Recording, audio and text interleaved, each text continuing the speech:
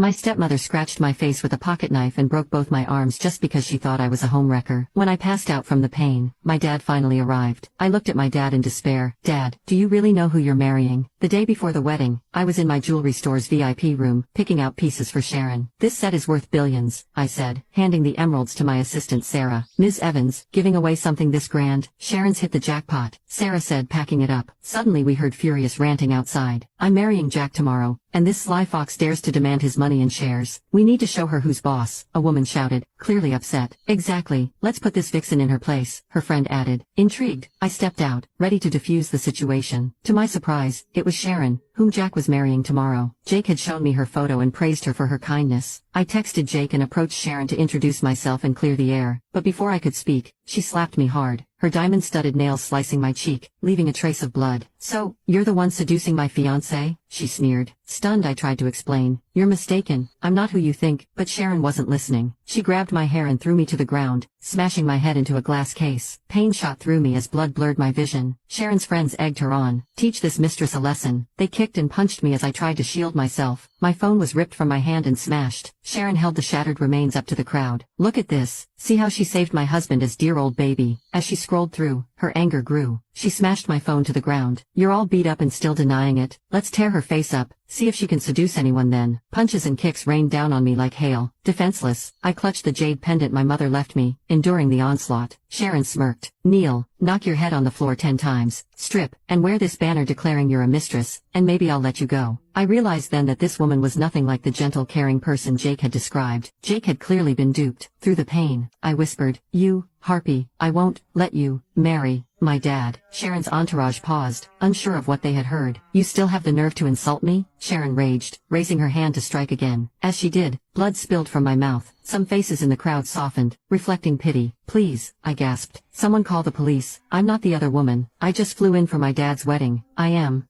Sharon cut me off, her sharp nails digging into my chin. See how she plays the victim? That's her game, seducing her way into beds. Don't be fooled, she's gonna bleed for disrespecting me. Ladies, trash this place, I croaked out. You wouldn't. Think I won't? Watch me. The women hesitated. Really? Destroy all this beautiful stuff? Sharon's face twisted. It's all my husband's property. I'd rather smash it than let this homewrecker have it. She doesn't deserve a piece. My husband's 8th on the richest list. We can afford to smash a little. I'll cover any trouble. Emboldened, the women started smashing. Display cases toppled, jewels scattered. They winked at each other, slipping gems into their pockets. Within minutes, the showcase was in ruins. My heart bled. I had painstakingly designed those pieces. Seeing an opening, I shoved Sharon aside. My mouth was bloody, but I couldn't hold back. Enough. Stop it, all of you. Sharon Harry, right? I'm Linda Evans, Jack Evans's daughter, the man you're marrying tomorrow. If Dad sees this, he won't let it slide. It took all my strength to say it. I thought revealing who I was would make them stop. They paused briefly, then laughed. Told you. She's an actress, deceiving us all. Sharon hoisted me up and slammed me against the display case. Pain shot through my spine. Yesterday, my fiancé told me his daughter was in France for a major jewelry contest. Couldn't make our wedding. Don't believe me? Call my dad. Sharon's fury only intensified. Impersonating my stepdaughter. You think you can play that role? First, you try to steal my husband, now his daughter. You're gonna suffer. Ladies, finish her off. 2 women held my arms, forcing me onto the shattered display. Another 2 restrained my legs, leaving me exposed. I felt despair and vulnerability like never before. Sharon Harry, you lunatic. Sharon laughed. You finally said something accurate. Push me, and there's nothing I won't do. She circled me, relishing my helpless rage, then grabbed the pendant around my neck. I struggled. Don't touch it. Give it back. Sharon sneered. You've been clinging to this like it's your lifeline. It's just an old pendant, right? All those jewels broke, and you didn't flinch, but this trinket has you worked up. She tapped the pendant against the glass. Fear surged through me. This pendant was my mom's last gift, something precious I couldn't let Sharon destroy. I pleaded, this is all I have left from my mom. Please, return it, and I won't pursue today's events. Sharon smirked. You want it back? Sure, but first, kneel and give me 10 good bows as an apology. Now you can watch the second part by pressing share and more.